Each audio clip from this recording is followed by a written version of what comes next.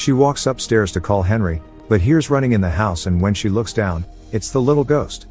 She finally reaches Henry on the phone and tells him what is happening, when he tells her to give the ghost her soul. She chases after the ghost to the elevator, but it comes out of it transformed into a giant version of itself. Later, Shannon asks Audrey why she was screaming before, and she says that her daughter came to see her. She avoids the question about what happened to her daughter. Shannon is left alone in the room and immediately tries to escape, but when she reaches to one of her restraints, sees a man suffocating next to her bed.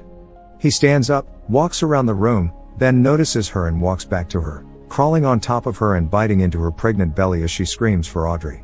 She's at the door and can't get it open, but when she finally does, the suffocating ghost runs toward her. Suddenly Henry appears, stopping the ghostly manifestation.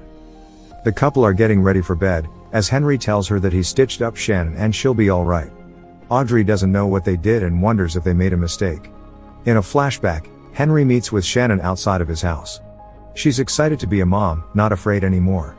Back in the present, Rory comes back and Henry goes to meet him, while Audrey plans to sedate Shannon. The two men talk outside, but the man is persistent to clean his driveway. He starts the machine in front of the house, as Audrey and Henry argue inside. She's afraid that they did the ritual wrong and Jackson isn't there. Rory calls out to them from the front yard and says that they did it right and Jackson is coming back to them, then suddenly puts his head inside the machine. Later, Audrey goes inside the room to clean Shannon up. She removes the restraints and puts a cozy on the handcuffs. Shannon asks if they'll kill her after they get the baby, but Audrey says that their rule was not to harm her. As they talk, the door of the room opens and Audrey tells her that she reminds her of her daughter.